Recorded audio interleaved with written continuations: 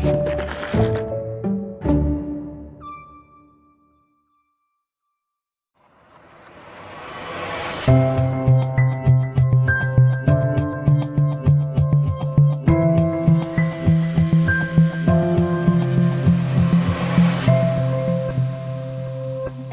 morning, everyone. Wow, and a happy new year to everybody. Just realized I haven't seen y'all. Yeah, I know exactly where it is. How do you like that for a Yankee saying y'all? That was pretty good. All y'all. Great to have you here for our first lecture of 2026 in our 2025-2026 ninth year of Tuesdays with Lectures. I want to start with introducing our context here. You'll notice a little bit different with wonderful decorations and commemorations of a celebration we had here at the library on Friday, the Martin Luther King Jr. Dream Day exhibit. Quite a number of young and old alike came and joined and celebrated MLK Day on Friday and had a great turnout. And I asked if they could remain, some of the material could remain. So as you go around, you see a lot that was here. You missed out, there was crafts for children in the back. I asked if they would leave that for you all. But they took it away. There was food, and that disappeared on Friday, so sorry about that. Some of Dr. King's favorite things they were serving. So it was a really fun event for children, young people, and adults who came in with lectures and music and poetry and all kinds of wonderful things on Friday as we celebrated. And that's one of the examples of the purpose of the Friends of the Georgetown Library, and that is to support programs such as that. So you'll see our initials, FOGL, Fogel, on all the materials, which we appreciate the opportunity to be able to partner and support and serve with our children and young adults and adults here at through the Georgetown Library. My name is Bob Willey. If we've not had an opportunity to meet, I'm the president. I've had the privilege over 10 years now to serve as president of the Friends of the Georgetown Library. I always joke there was a term limit when I started, but something happened. And if any of you have ever served in volunteer organizations, you know about those kind of term limit disappearances. Suddenly you can serve as long as they keep you and keep electing you and don't find anybody else who wants the job. Anyway, we're very glad you're here with us today. Tuesdays With is a series. This is in our ninth year, as I mentioned. It's based on a best-selling book from 1997, Tuesdays with Maury. And we've stolen that unapologetically because we think that book has a wonderful theme, and that is that learning, that education continues far beyond the formal education that some of us had as we were going through our teens and early 20s, and some of us beyond that. But it continues all through our lives. And that's what this series is all about, to be able to continue education in a wonderful way, particularly about our area where we live. Whether it be, as we're going to hear today, archaeology, or its history, or its nature, or all kinds of things as you look at our series and look at our titles and the subjects that we cover, the wonderful things that we are able to learn about Georgetown, Georgetown County, and this region. We are privileged today to have our Tuesday with Kendy Altizer. She's returning a second time. She granted us the privilege of having her come back once again. We're thrilled with that. Assistant Professor of Anthropology at the University of North Georgia. And she is in fact teaching right now. Not this very moment, but she's teaching online, which is one of the wonderful things about technology. Her areas of expertise are historical archaeology, plantation systems, rights, culture, enslaved lifeways, remote sensing, and geographic information systems. And those last two she can explain to you later on, I suppose. She has a Master of Science in Historic Preservation from Clemson and the College of Charleston, and she has a PhD in Anthropology from the University of Tennessee with a concentration in historical archaeology. And she has spent more than a decade doing archaeological work on the Santee Delta, that area between North Santee River and South Santee River, and on either side as well. Just a wonderful series of things that she's been doing there. She shared with us last year in particular what was happening with the slave villages that they had found, the enslaved African villages that they had found on the Delta region. She'll make some reference to that today as well, updating us on that work. So will you join me in welcoming Kendy Altizer? Thank you. Thank you. Full house. Nice to see your faces. Thanks for braving the cold and getting out here. Now give me just a second. I have lots of things to tell you, and I want to make sure that I don't get them wrong, particularly if you know the Thomas Lynch family. I don't want to get yelled at.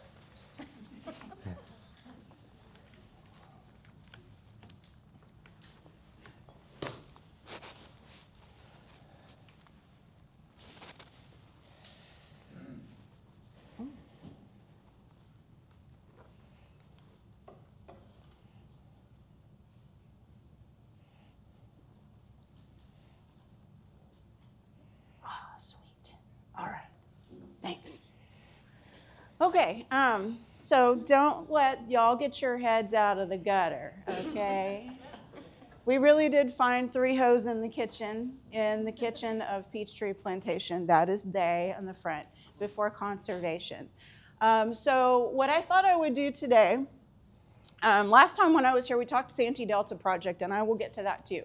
But I thought what I would do is actually revamp a presentation that is actually my thesis defense from 2014. And the reason I'm doing that is because we have new information. And so what I want to do is share with you that new information, kind of review some stuff from Peachtree. If you've read that document, I'm so sorry, number one. Number two, there's lots of other things that we've learned since that time. And this has kind of been my first opportunity to talk about a trove of research that I found just after I completed this document for my master's thesis in 2014. So this is really exciting for me. If you don't know who I am, I've done several things, a few things over the course of my lifetime. I'm a non-traditional student. Have a bachelor degree, anthropology and history. It's a double degree from the other UT, University of Tennessee at Arlington. And then after that, I spent about 12 years doing cultural resource management. So that's me actually getting ready to get on a helicopter and do some remote survey out in the Uinta Basin, which is an oil and gas field in northeastern Utah. So I spent a dozen years or so doing that. Kind of hit a pay ceiling, kind of needed a change of pace, and so I went back to school after that. And I wound up at College of Charleston and Clemson University, which was a combined program at the time for a Master of Science in Historic Preservation.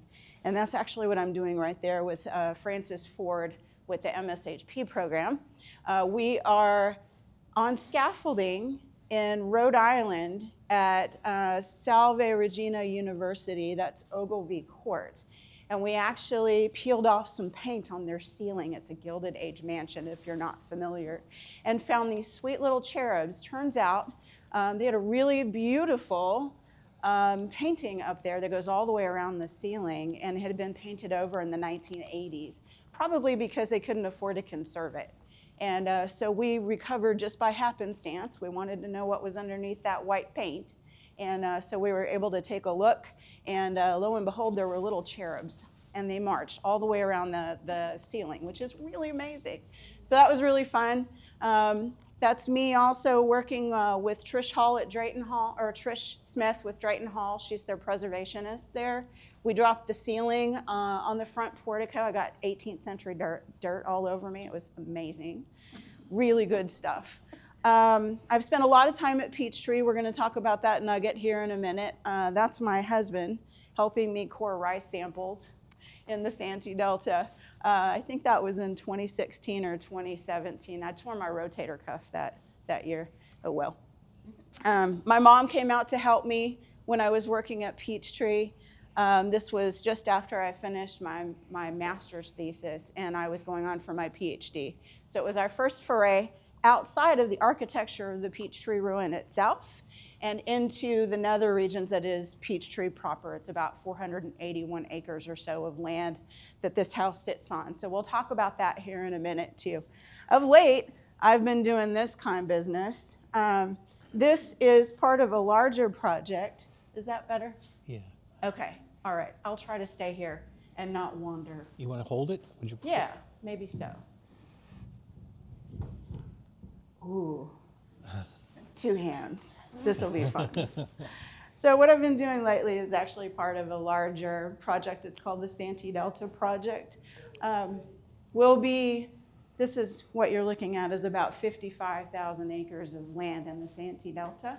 And under the direction of Dr. Richard Prochet, we are aiming to document, protect, and preserve the cultural resources of the Santee Delta. And the emphasis is really on the African and the African descendant experience. These are the voices that we've lost, right? Don't know a whole lot about them, particularly in this area. So what we're looking to do is actually very multidisciplinary. The archaeology is one part of it. It just takes the longest. So we're doing that first. But we also have a team of historians and ecologists, archaeologists like myself, and also a cultural historian. We've all gotten together, and the aim is to produce a book based on the things that we're finding. Hopefully, that says 2027, but it's a lie. It'll probably be 28. Yeah. So look for that soon. Dr. Prochet has been wanting to do this for the last 40 to 50 years. So this is the chance. The time is right to do it. We've assembled a really good team of researchers. So this is what I've been working on of late. I also do University of North Georgia's field school, and so my students come out here and help with this work too. This past summer, we were over off the Intercoastal Waterway at 4 Mile, which is a really, really cool site. We're about to clean that up. Most of my classes are online this semester, and I'll be here in between the rivers trying to finish up some of the bits and pieces that we didn't get to this past summer, with the eye that we'll go back to Tranquility, which is just off of the South Santee River for field school again this year. So I'm very excited about that. If you want to know more about the Santee Delta Project, you can scan that QR code. You can talk to me afterwards. I'm happy to talk your ear off about that. We're also looking for volunteers too. So if anybody wants to go between the rivers, I'm happy to take you there as long as I can put a shovel in your hand. Or you can screen too. We can do that too. Okay. All right. So here's what we're going to talk about today. This is really exciting for me, you guys, because I have a captive audience to talk about lynches. Yes. Yes, yes, yes. So to center you and to kind of get everybody on the same page, I'm sure you're all very familiar with the Santee River. If you're not, it's just south of us, right? You cross it on Highway 17, the north and the south Santee River. It's actually part of the coastal plain, and we are in the heart of the rice-growing region. Santee Delta is kind of at the center of that. And that's why this place and this space are so important. These are all abandoned rice fields through here. That little gold thing is what we're talking about today. That's what's left of Peachtree Plantation. It's on the south side of the Santee River, which is right here. And this is Highway 17. So we're just on the west side of Highway 17 to the south. If you're familiar with Hampton Plantation, hi, my Hampton friends. Yeah, 2 doors down.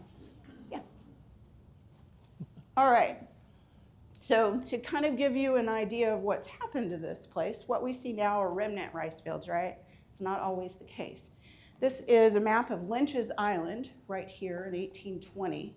Peachtree's right here.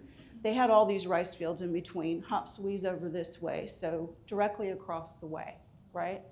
In 1820, you can see that our rice fields are just being built out. They're not completely built out.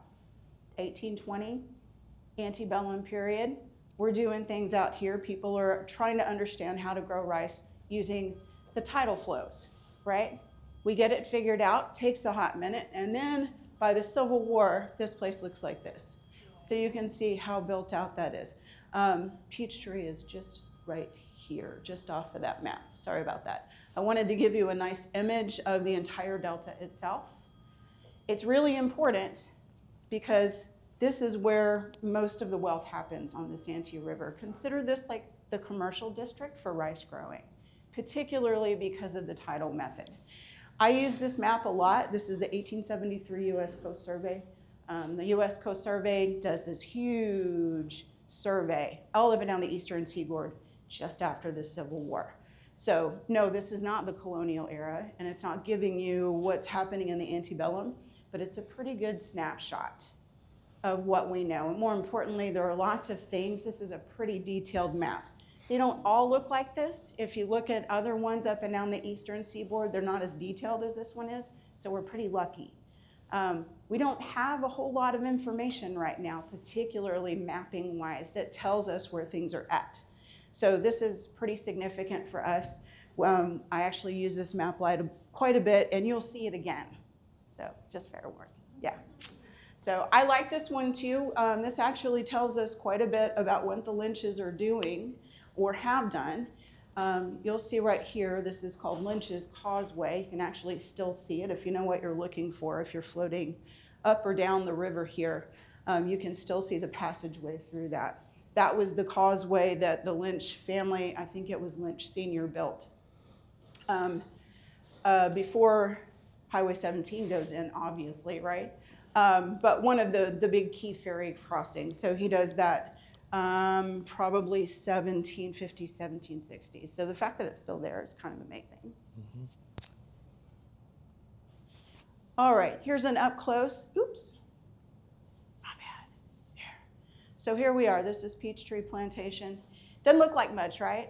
If you're just kind of looking at it, but if you zoom in on that stuff, there's actually quite a few things here. This is Montgomery Creek right here that kind of flanks this parcel. This was originally about 2,200 acres.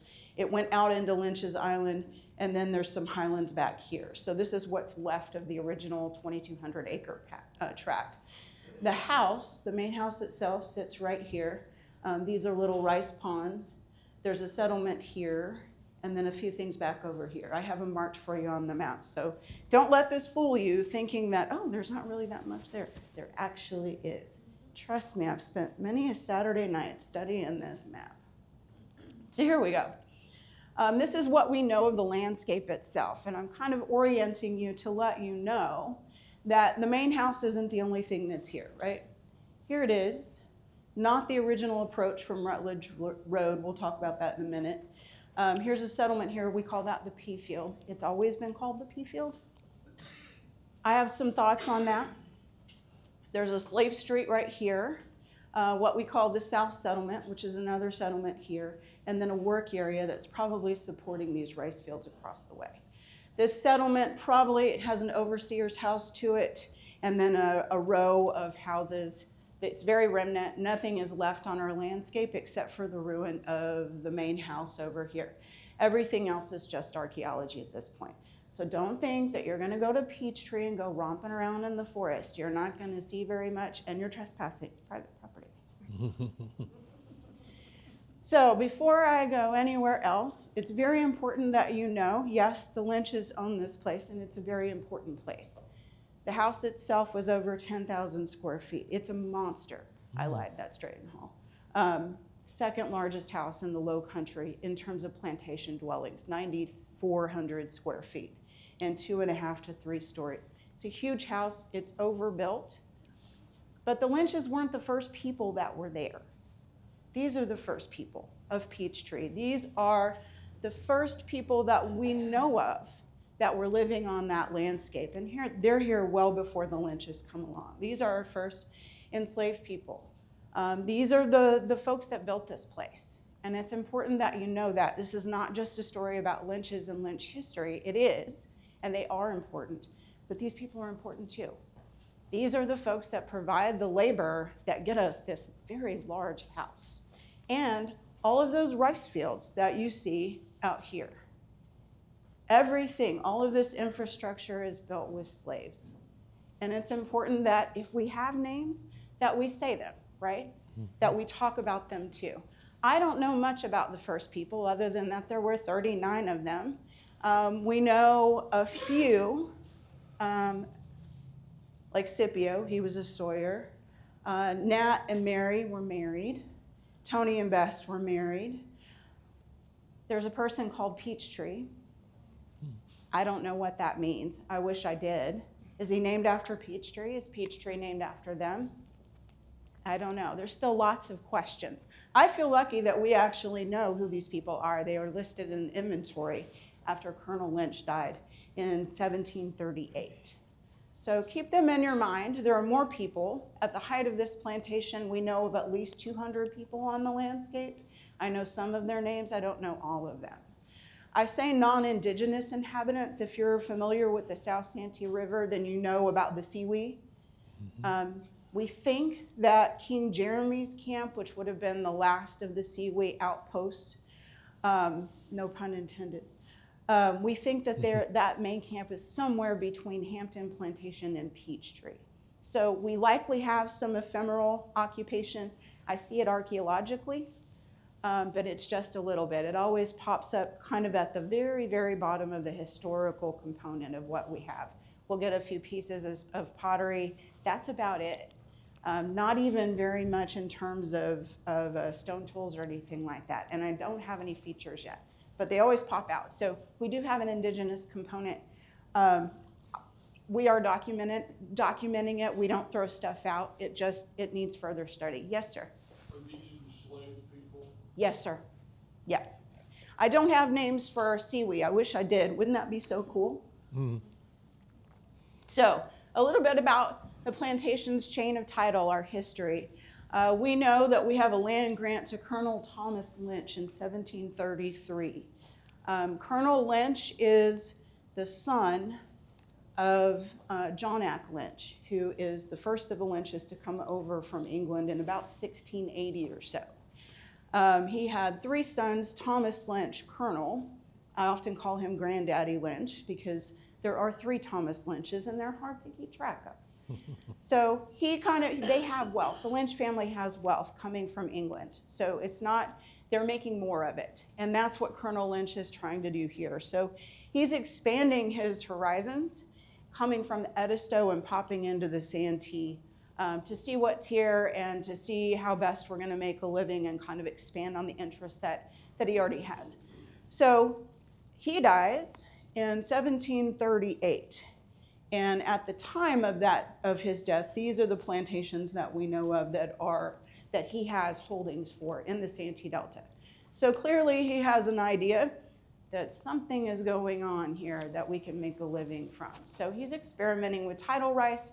We also have a few reservoirs around in the Santee Delta that let us know that they are also practicing inland rice. Tidal rice is much, much more lucrative. And so I think that probably the inland rice gets abandoned fairly early on, and then we're gonna use those reservoirs for other things, like watering gardens if we need to. So he dies in 1738. Everything gets willed to his son, Thomas Lynch Sr., and he's the guy that commissions this house to be built somewhere probably around 1750, 1755.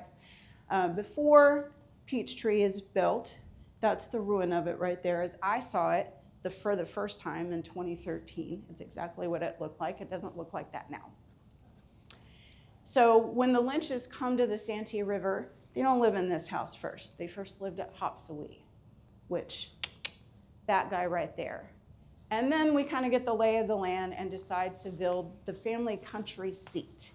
I used to say it was the family seat, but it's not really if you think about it, because none of our planters are living on this landscape all of the time.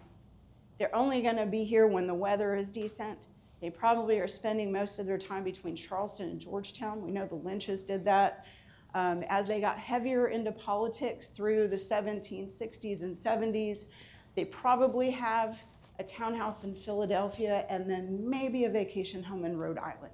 I have some little inklings in the literature that are kind of telling us those things, but I don't have my finger quite on it yet.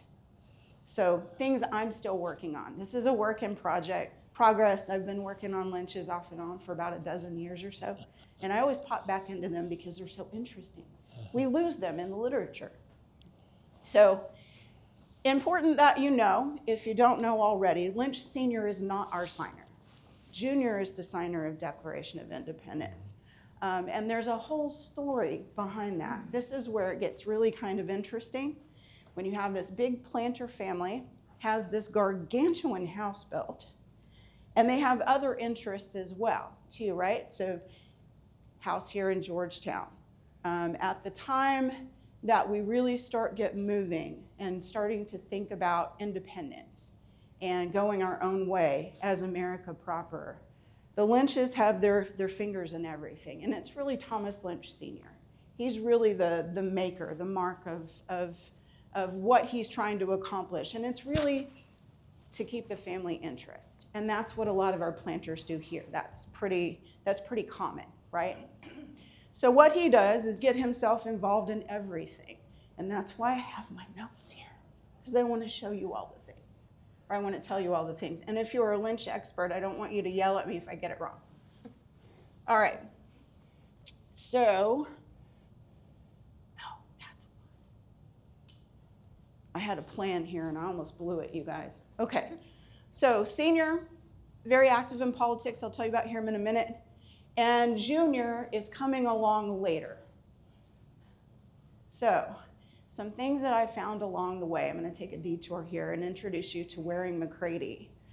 Waring McCready is a descendant of Thomas Lynch Jr.'s oldest sister, Sabina. I know. When I was doing research, I just finished my master's thesis and was still chasing Lynches because I just didn't know enough, which is one of the reasons why I went back to, or I kept going to school. Number one, I was already poor, and if I was going to continue to do this, why wouldn't I? You're already poor, just keep going. So as part of some cleanup questions that I had, I was looking for additional documentation on Lynches. And I stumbled across some stuff that was in the Sewanee University of the South archive. And I actually had a friend at the time who was working at the University of South. She was their archaeologist. And so I ringed her and I was like, hey, Sarah, can I come to the archive? She's like, yeah, sure, come on down. And I read this stuff and I see the term Waring and I look up Waring McCready. And I noticed that he is Professor Emeritus in French from the University of the South. And so I asked Sarah about him, and she goes, oh, yeah, he's still around. He actually lives down the street. Do you want to go meet him? And I was like, what? So that is my first introduction to Waring McCready. This is him in 2009 signing books. He's written a couple of books. His family actually started the University of the South. His grandfather, I believe it's his great-grandfather or great-grandfather, was the first chancellor of the University of the South. And if you've been around here long enough, you know that the Lowcountry actually has some pretty deep connections to the University of the South. So this was quite a boon to find this person. He's the nicest person ever. And he invited me into his home, and he shows me all of these things. One of the things that he shows me is this document right here, which is the original family tree that probably floated over with John Ack Lynch in 1680. Wow. I know. So if you've been in the archive, and I know some of you guys are history nerds and you've done this, if you've been in the archive and you've seen, we have several photocopies of bits and pieces of this document. I believe there's a section of it in the Ball papers at the South Carolina Historical Society in Charleston. This is the original. In some of the other photocopies, you will notice, if you've dug around, that these words are erased. Somebody went along behind whoever did this document and erased all of these notes. And I think it was probably just so that they could see the family history a little bit better, or maybe they weren't interested in this. So what Waring did, he had to have surgery on his foot. Mind you, at the time, I think he was 81, 82. Decides he's gonna learn himself some Adobe Acrobat. He learned Photoshop so that he could have this image scanned and trace all of those words back in there. So this is what the original document would have looked like. This is about yay tall. Yeah, it's a big document. It was under his bed. I know, it kind of probably needs to be hermetically sealed or something. I don't know, yeah. Kind of freaked me out when I saw that. Literally might have cried just a minute. So there's lots of things going on here. It tells you all about the Lynch family history, and it's really this document that tell us, if you've read the secondary history, that tell us these folks come from Galway, Ireland, then they go to Dublin, and then they go to England, and from there, they float across the pond to here. And it's all in here. This is the original Lynch coat of arms. If you're that history buff, you've probably seen maybe iterations of that. This is probably what it would have looked like, it should have looked like. So this is a really big boon. He also says, Kendy, I have more. And I was like, what? He actually has a painting that he says came out of the Peachtree house. It's got smoke damage, and he says it was hanging in the house when it caught fire in 1840. So cool. Do I have a picture? No. Sorry about that. He also has paste earrings, which are like, they're like glass, but they look like jewels. Paste earrings and a matching comb set that he says were Sabina Lynch's. Might have cried when I saw that too. So all of these things, and he thought that people knew about these things and they didn't. So he shared with me his correspondence. As I know now, I believe that most of that documentation now lives at the archive at the University of the South, and it's been served up online. So now we have access to it. These are things that he just thought were out there, and they absolutely were not. And especially a lot of correspondence that I'm going to share with you in a minute. I have nuggets, you guys. So here's our friends, Thomas Lynch Sr., Thomas Lynch Jr.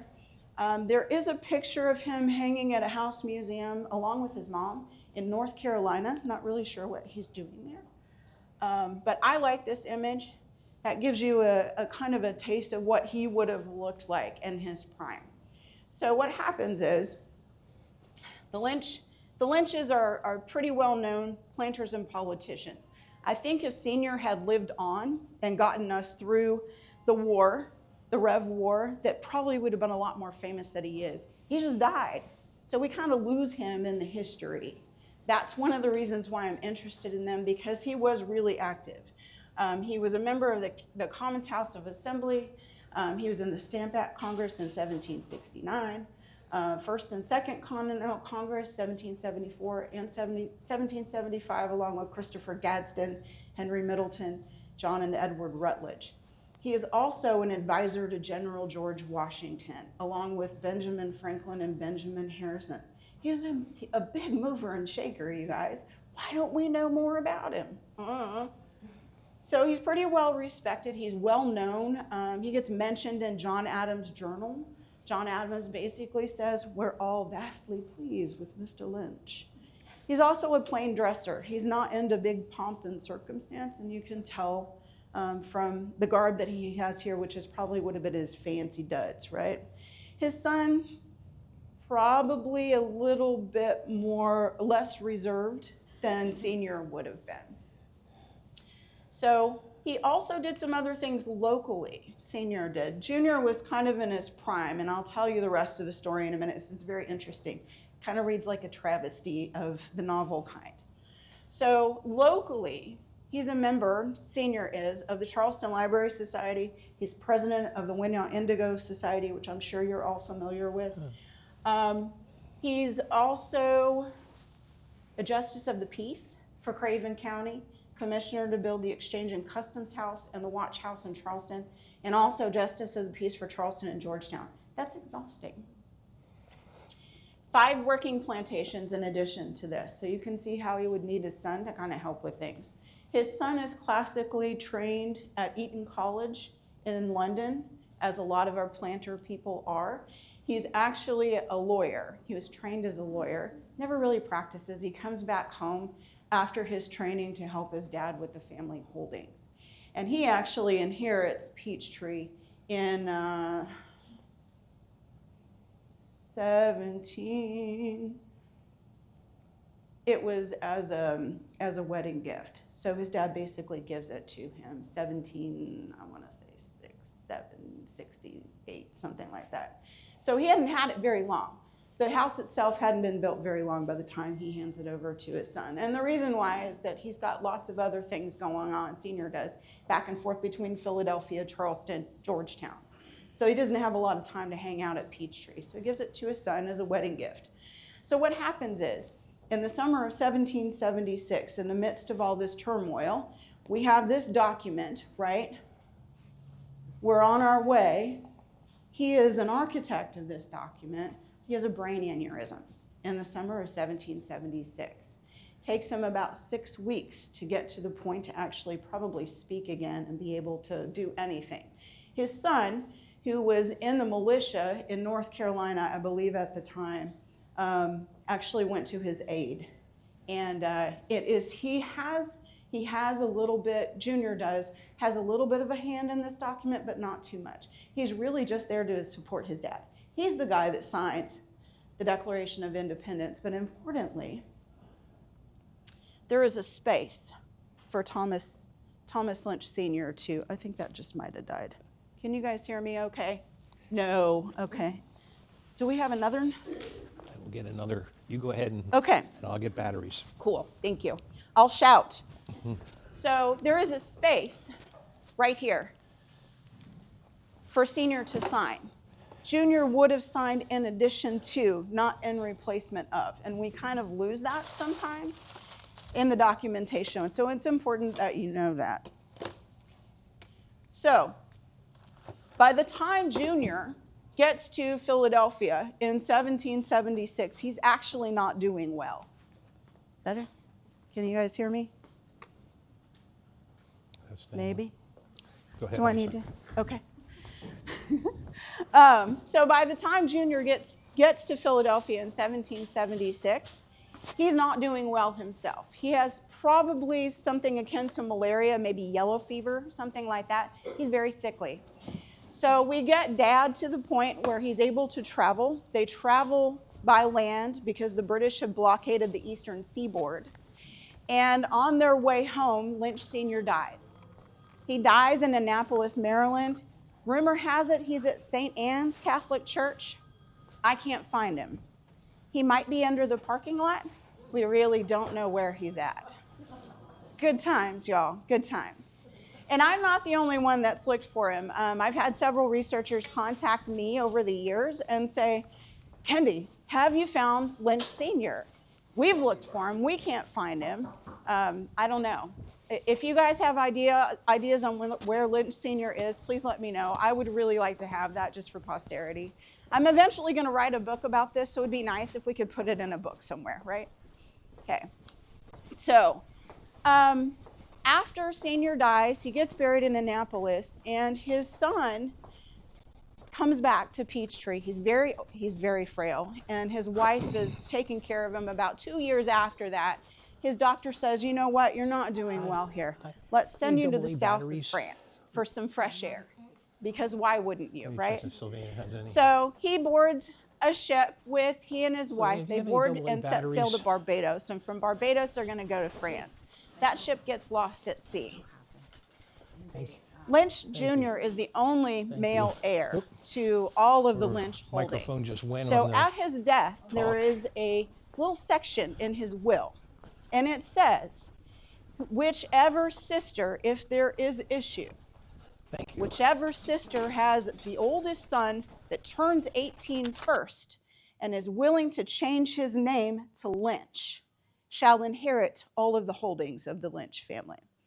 So Thomas Lynch Jr. has 3 sisters. They are very interesting as well, and they will pop up in the book. Seriously, there's lots to write about the Lynches.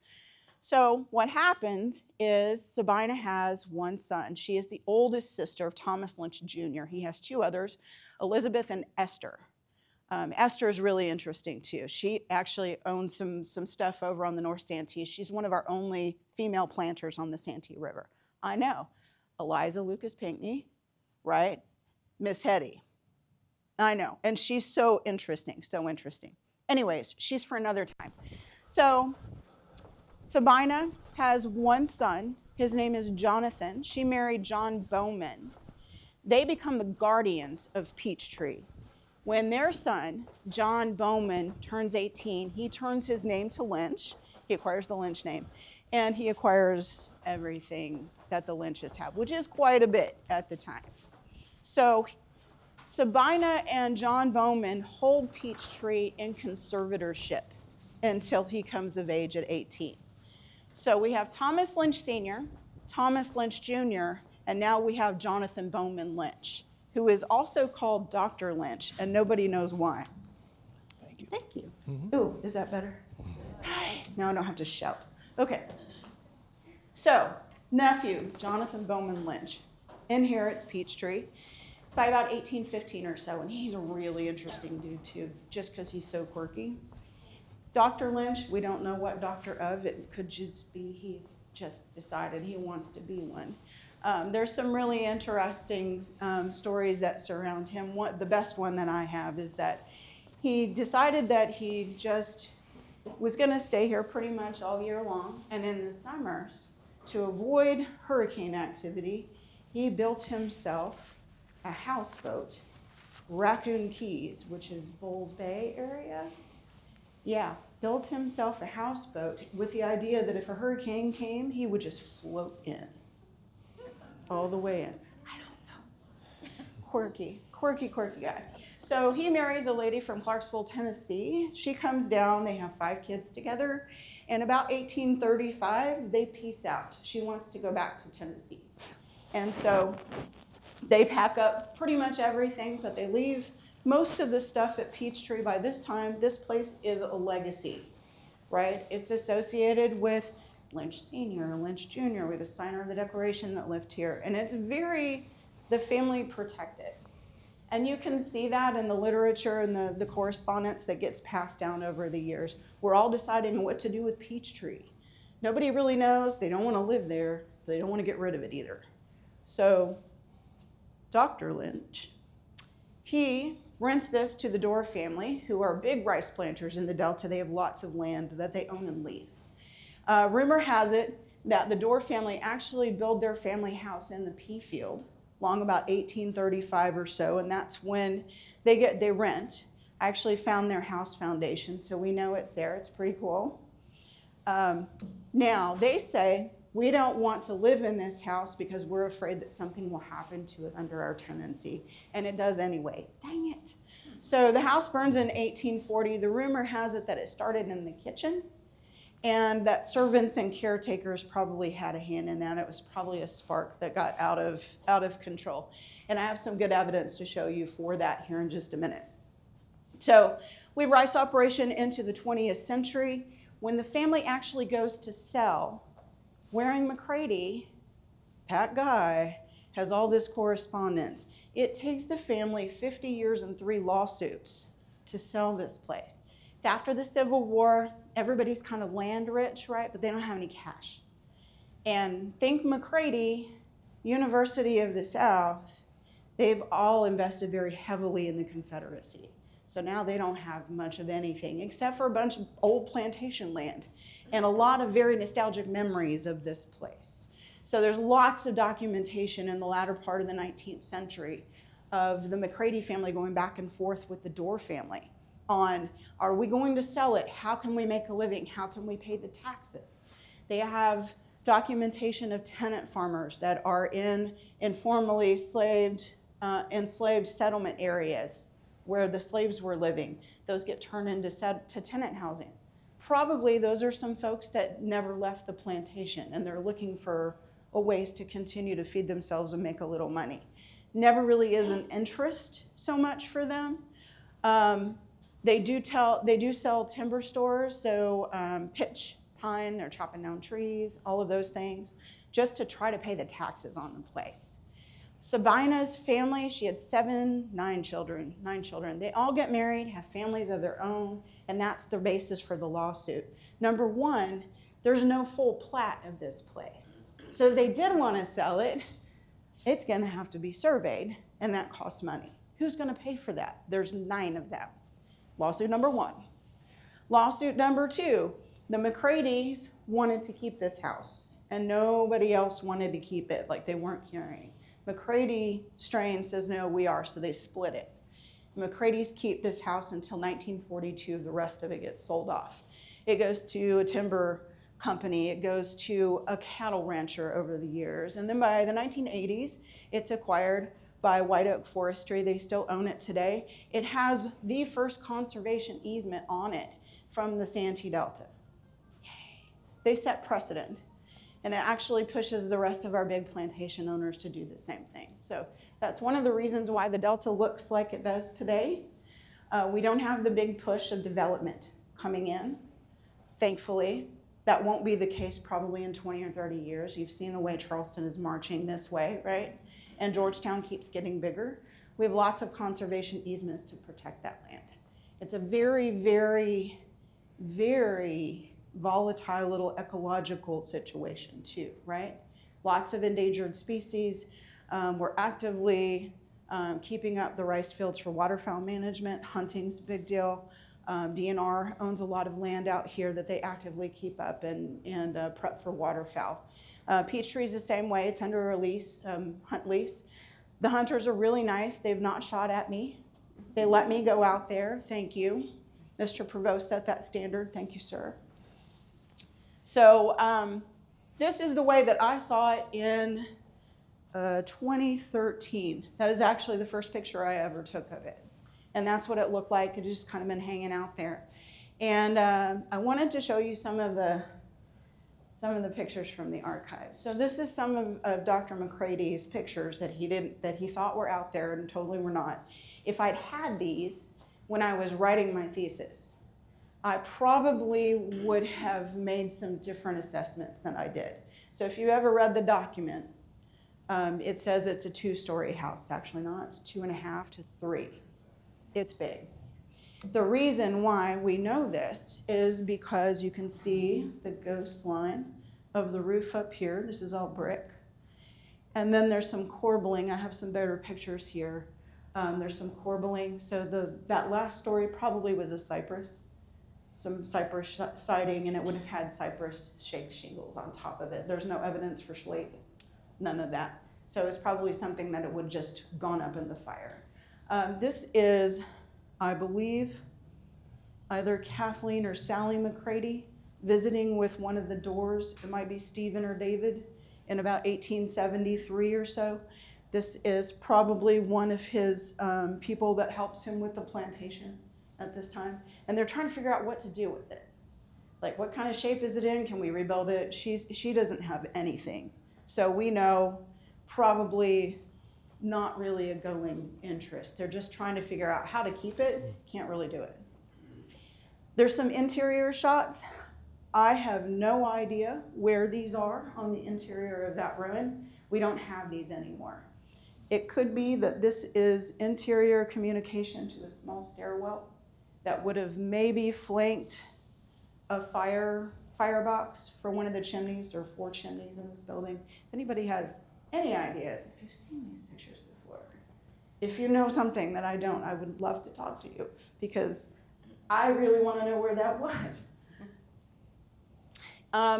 This is actually Carol Pinkney at Fairfield sent me this picture, and she's like, have you seen this before? And I was like, why no, I haven't. And I believe this is from the 1890s or so. This is some of her relatives that had gone over to visit Peachtree. And they snapped this picture. So you can see the corbelling on the side a little bit better. So that would have been our upper story up there. This is the picture that I found, or I didn't find it, Bud Hill found it at the Village Museum. It got donated while I was working on my stuff. And it's from the 1890s. And we thought, oh, you know, there's a complete wall line right there. That must be it. That must be why we know it's 2 stories. It's a lie. It's a lie. 2.5 stories, about 9,400 square feet, something like that. Another fun fact for you, if you've heard the stories of the Peachtree Oak. Are you guys familiar with the Peachtree Oak? Really amazing story. There she is in all of her glory right there. That is probably a very, very large oak tree. And I always wondered where it was. Turns out a first cousin of Kathleen McCrady, who's probably the lady that we saw in that last picture. She's writing to Kathleen McCrady in the late 1890s. There's another reason why we know we have 2.5 stories instead of 2.5 to 3. She gives a description of Peachtree, room by room and floor by floor.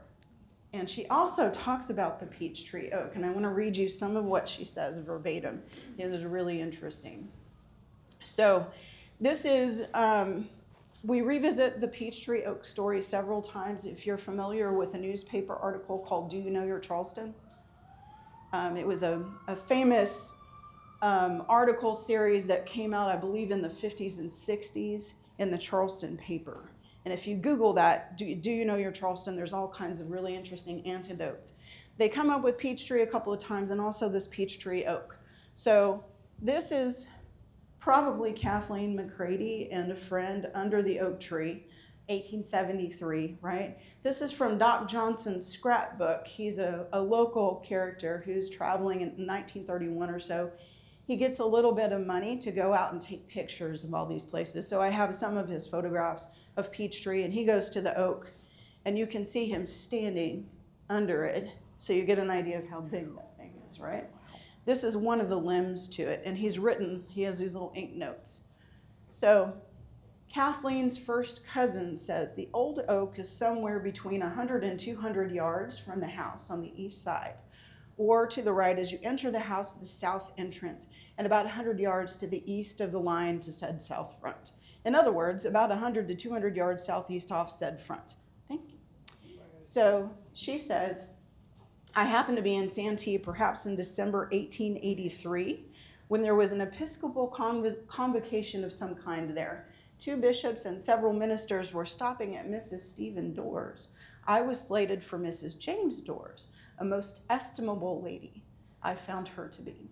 On Sunday, the whole populace, all seemed to be Episcopalians, went to a nearby church whose history antedated the Revolution, so it wasn't Brick Church, the name of which I do not now remember. By agreement, bishops, ministers, the Doors, and myself met at the old oak the next morning.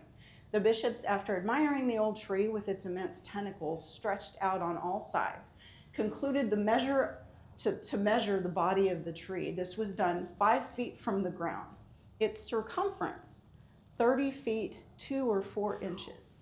One of the bishops, after the measurement, turned to me and said, tell your sister, meaning Sister Esther, whom he knew, that you saw the tree measured by us, and we vouch for 30 feet, 2 or 4 inches in circumference at 5 feet from the ground.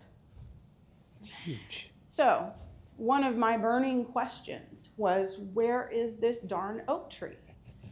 It gets talked about in Do You Know Your Charleston? Well, they basically said X marks the spot. So after I found that correspondence, I went tromping out in the swamp, because who wouldn't, to go find this tree. And it actually is there. It got struck by lightning sometime in the, I believe, the 40s or 50s. And so there are still pieces of it there, though. It's in big chunks off to the side of the 2-track road. So I actually found it. I'm sad it's not there anymore.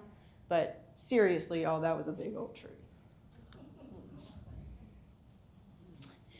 Another thing that we found was a map. I'm big on a map now, y'all. This is David Dorr writing to Sally McCready in 1909. And she's asking, what are we going to do with this place? Help me find something to do with this place. And he says, okay, well, I'll tell you what I know. And so he draws this map, not to scale. Trust me, not to scale. Things are kind of all over the place. But it does give us a good idea of where things are located. So Big Oak right there, right? The ruins of the old Lynch house. Miss Lynch's grave. Another do you know your Charleston thing. And I found this in the Do you know your Charleston articles as I was digging for Peachtree stuff. And it's about Colonel Lynch's youngest daughter. And the rumor is that a militia group passed by and asked to stay on Peachtree for a night or two as they were passing through. I don't know the circumstance of why they were there, but apparently she interacted with them, maybe brought them food or water one day at the encampment, and she got sick. She got yellow fever and she died. And the rumor is that Dr. Lynch was so upset that he took her body out in a pine coffin and buried her upright somewhere. And so I thought, we have 481 acres. How the heck are we going to find this girl? Is this even a thing? The rumor is she's out in the bush somewhere.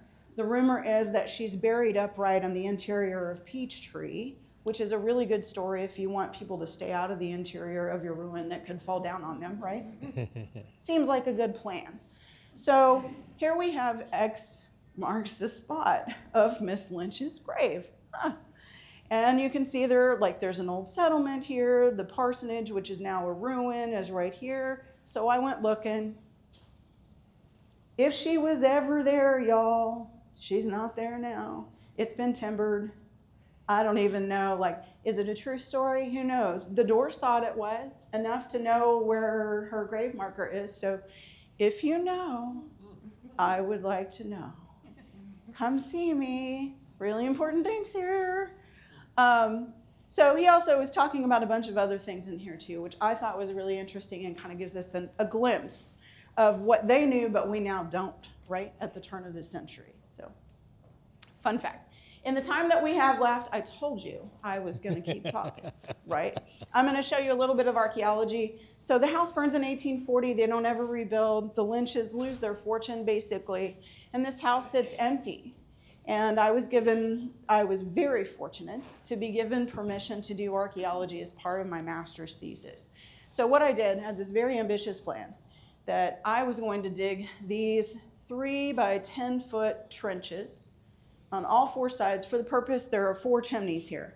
I was looking for wall intersections so that I could interpret the ground floor of this building. I'm not going to get to the 2nd floor, which is principal living on this style of building, but if we can figure out what's going on in here, that might be kind of cool. And the other thing was really to understand if there was any archaeology that could tell us anything. And the kind of thinking at the time was, it's all going to be burned. There's not going to be anything in there that's really important. Blah, blah, blah. Well, it turns out there was. So what we learned, this is test unit 2. Sorry, I keep flipping back and forth, which is right here. There is a chimney stack right here. At the time, we thought this was a well or a cistern. Turns out there are 2. One of them is a well, and the other one is actually a cross-shaped cistern that sits right here. And thank you, Kathleen's first cousin, again, for that nugget of information, because we did not know that. So what I did was start here. It took me a whole long time because it was just me. Y'all, don't dig in architecture by yourself. It's not a good idea. So it took me a long time, but what I did find is that Peachtree is completely paved on the bottom. It's all brick on the bottom. That bottom level, completely bricked in. And I found I did not stage this. These were actually sitting just like this. I did clean everything up and put them back, but that's the way they looked. These are 3 pavers that are probably extras from the fireplace around. They're handmade, low fire. They look like terracotta. That I thought was interesting. I also saw parts of these on the porticos on either side of the house. So they might have been used to pave part of the porticos too. There's some description that they are in a Grecian form with a diamond-shaped pattern with some marble too.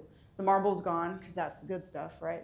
Anything that you could see on the surface or that could be removed right after that fire probably was.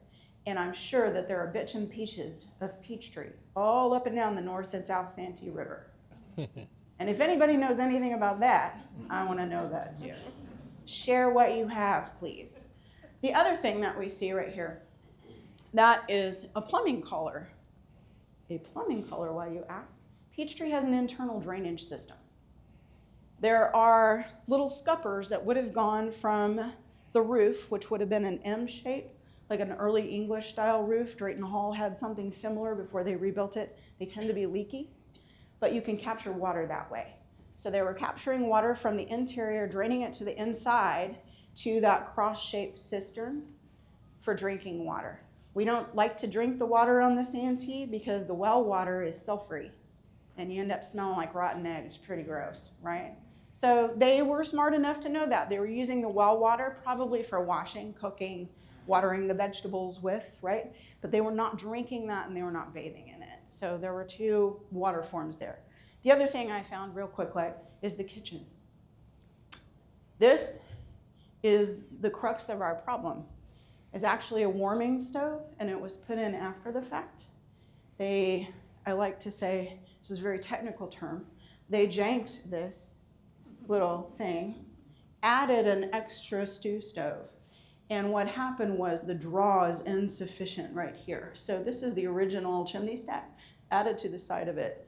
Tried to make it plug into the original chimney system, and it was not a good idea. So what happened was it probably drew out a whole bunch of cinder, went to the top of that chimney, and poof, probably just like that. Probably before anybody really knew what was going on. It was a really hot fire. You can see that by the soot stain and right here too. This is all covered back up. You can't go see it. We had to stabilize it. That was part of the stabilization process. The brick doesn't do well when you're exposing it again after it's been enclosed. It just starts to erode, so we fixed that. Here's some things very quickly that were coming out of there. So lots of burn, right? Chinese export porcelain, lots of really high style stuff that you would expect coming from a high style house. Lots of handmade nails that are, we like to call them Cheeto nails or crunchy nails. They get burned and then they get salt deposit in them and they don't do real well either. Burned glass, that little guy up there. A really sweet little set of colonial era doorknobs and a kettle handle and a pot cup to a kettle, probably a piece of crockery on that one, and then copper kettle. All of his stuff is on display at the Village Museum. If you're interested in seeing that, there's a whole display on Peachtree Plantation. And I have some of this stuff incorporated in there, but not a lot of the background of the McCrady's. High style, this actually came out of the chimney flues. Actually, probably came down from the first floor into that chimney flue and into, it was sitting in the bottom of that stew stove. So this is what I am thinking this place would have looked like just based on the limited archaeology that I did. I made some supposed things at the time of the fire. So this wouldn't be while the Lynches were living here, right? But it's probably a good guess with some storage here. I don't really know about this place, but based on the style of architecture, it's Georgian Palladian, which operates on symmetry. So what you're gonna do to one side of the place, you're probably gonna do to the other in some similar fashion. So that's where I came up with this concept. Definitely storage here. There's lots of kitchen-y, storagey things. Maybe a small kitchen here, probably living space too for enslaved people that are helping with the house. Probably a sleeping chamber here, storage over here. Currently, there is a chimney stack that is laying in that room right now, and there are a family of timber rattlers that sit under there. They like it there. Probably gonna leave them alone. Probably not gonna go back under there. So at some point, maybe we'll know something, but not until those guys leave or I evict them. I'm not messing with those timber rattlers. So very importantly, and then I'll probably leave it here. And if you have questions, please, and if you have things that you need to tell me, like I need to know, right? Really important because we don't have voices here, right? We don't have people in the literature other than those 39 names that I know of, a few more from later inventories. But these are the people that built this place, right? You can see their fingerprints. You can see the marks that they've made in the brick. Fingerprint here. I've seen a couple of these which look like a Christian fish sign, but they might be something different too. Probably a local maker's mark, little pieces like that. Just little tiny things that we can see that let us know that people made this place. More importantly, people that were not free and had really great craft skills. I always want to point that out because this place is huge. It's overbuilt. And had it not been for those people, it wouldn't be here still. Okay, I'm shutting up now. Seriously. All right. I'll be done here. Let me know if you have any questions. Thank you so much for your time. And seriously, thank you for letting me talk about it. I know this will have generated a lot of questions, but one or two quick questions, and then we'll allow you to ask questions informally. But one or two, who would like to ask a question?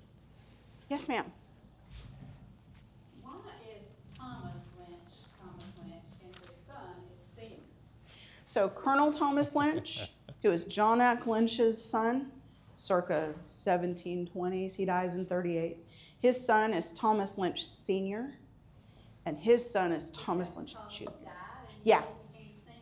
No, well, part of it is that if you look at the literature, they don't really make that designation. I did it in part just to be able to tell them apart. So in my head, Colonel Lynch is Granddaddy Lynch. Lynch Sr. is the guy that gets all up into the politic business. Junior is the guy that inherits everything and by happenstance signs the Declaration.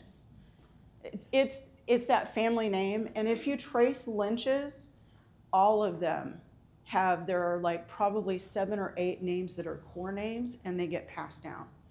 So yeah, it's just a designation on me too, and you see that sometime in the literature too, secondary stuff too. It's a good question though. Yeah. Yes, ma'am.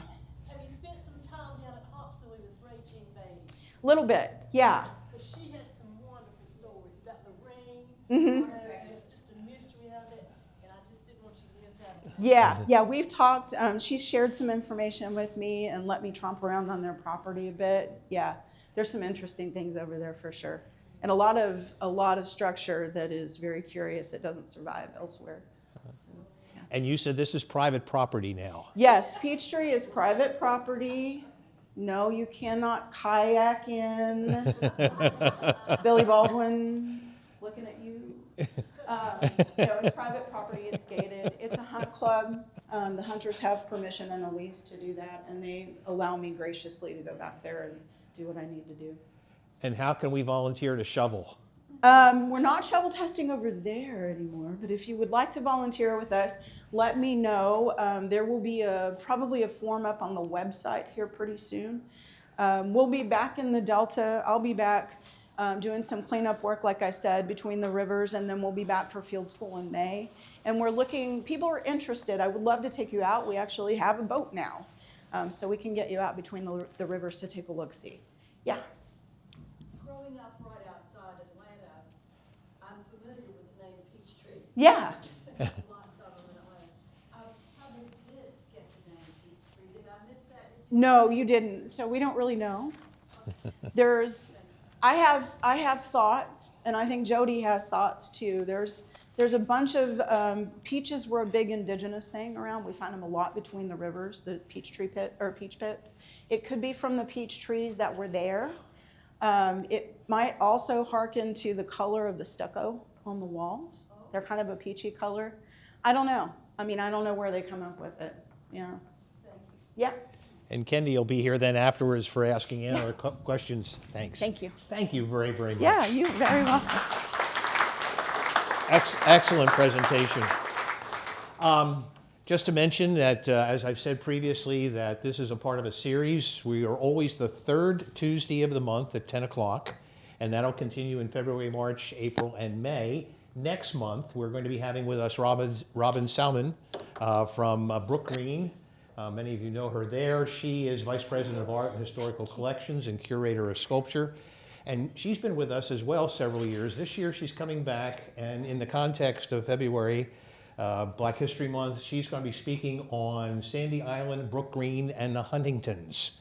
And if you don't know that story, it's a fascinating, even if you do, more details available, the commitment that the Huntingtons made to Sandy Island and the population that was there. So I hope you'll join us for February. Again, that's on February 17th, the third Tuesday of each month at 10 o'clock. We also have several other regularly scheduled events. Our annual Friends meeting, which is a time for us to report back to all of you as friends, is going to be on the following week, February 24th, the following Tuesday after that at 4 o'clock in the afternoon. And in addition to that, one other event that comes up is coming on March 14th, and that is our spring community yard sale. Twice a year, the Friends provide that. It's a wonderful opportunity.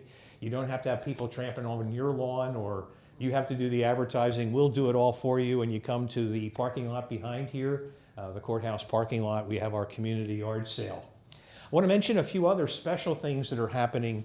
The library here was able to obtain a very extensive grant, and they are providing, beginning in the month of March, and I have a schedule here, I have too many papers, A Glorious Cause, South Carolina and the American Revolution, a series of lectures that will be taking place in March, April, and May, and a full schedule of that, and it's going to be here at Georgetown, also at Waccamaw, also at Carver's Bay, also at Andrews, and also at the Southern Library. All of the locations are going to be having those lectures, and if you look at the topics and the speakers, outstanding. And so make sure you pick up a copy. It looks like this, that are on the back table there, of that schedule, A Glorious Cause, South Carolina and the American Revolution, as that comes up. In addition to that, it's membership time. We're finishing up that. We have some membership forms to join with us. We'd appreciate your support that way. As we said, our emphasis is on providing funds for the children's programs, young adult, and adult programs here at the library. And so you join your membership as a contribution and supports that as well as these other activities that we have. And let's see, keep going.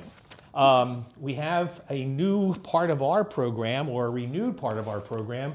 Some of you may recall that prior to the renovations of the library, we used to be able to, out in the hallway up here, have some used books for sale. And since the renovations, we've not been able to do that, but we've been working toward reinstituting that program. And if you remember, there's a section that used to be called the Heritage Center, which is right out there in the front, a hallway out in front. And it is now called the Friends Book Center. And even now, there are books that are going to be for sale today. This is the soft opening. We're calling this the soft opening, and it's soft opening for two reasons. One is there's no heat out there. Maybe we should call this the cold opening. There is books out there that are available. The other part of it is we don't have a full collection yet. We are going to eventually have magazines and fiction books and nonfiction books and so forth. As some of you are summer fans when you come over to the farmer's market and buy books from us. But there are fiction books out there, hardback and paperback, and a lot of children's books. And we are standing with our policy of 50 cents for paperbacks and $1 for hardbacks, and for children's book 50 cents each, or 4 for $1. What a deal this is. And encourage you to go buy. It's open today. So if you'd like to go out there and pick up, yes. The heat is on. It is now a hot opening. We have also, if you'd like to donate toward that, we have an instruction sheet on donating books to the Friends, and included on that now, we haven't been doing this for about 2.5 years, is magazines. Our one policy on it is they have to be from 2024 on. Do not show up with your 1990s National Geographics, please. You were going to get rid of them. You thought that's the way you were. And then finally, if you've been coming to our programs or connected with our friends, we've been involved now almost 2 years in a wonderful project, Whispers of My Ancestor, which is the construction or a request of a building or construction of a statue of, I won't go through the whole story because it's a beautiful and wonderful and long story, of James Boley and Harriet Tubman. James Boley, a resident here of Georgetown. His great aunt was Harriet Tubman, and he was in the first group of individuals that she rescued through the Underground Railroad. Then she takes care of him. It's a long, beautiful story, but he ends up here in Georgetown during Reconstruction. And we commissioned a statue that would reflect the relationship between the two as Harriet Tubman whispers in the ear of a young James Boley, Whispers of My Ancestor, and the inspiration it became. He was here in Georgetown, served in the state as a state representative. He also served as a newspaper editor here in town, was the Freedmen's Bureau representative from Washington, D.C., and the list goes on and on as to what he did and the impact he had, but it was all because of Harriet Tubman. And we were able to raise $60,000 for that through donations of people like yourselves, and many of you contributed. In addition to that, we moved from what was going to be a 38-inch statue to now full-size statue, if that word hasn't gotten around. So it's going to be a full-size Harriet Tubman, but don't get too excited. She was 4'11". And a young James Boley. But it's a beautiful statue. We're very excited to announce that somewhere mid-May or so, we're going to be having the installation and dedication of that statue. It's currently at the Foundry in Georgia being prepared for us. So we're very, very excited. But I wanted to let all of you know, because, what's that? His house is preserved here. Yeah, yep, exactly. So we're very excited. It's going to be right outside the children's reading area as an inspiration and encouragement to them. Thank you all for coming. And Kendy, again, thank you very much for a wonderful presentation. Thank you all.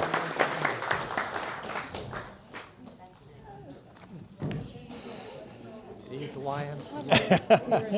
Thanks for coming out. Yep. Thanks for being here today.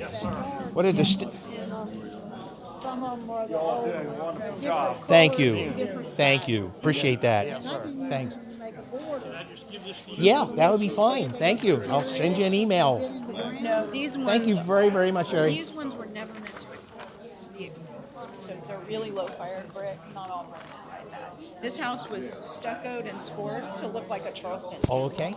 So the stuff behind it, I also that's why. Your bricks are probably. Yeah. Just keep an eye on them. If you feel like it's starting to erode or crumble, Can you you might do want to. anything? Okay.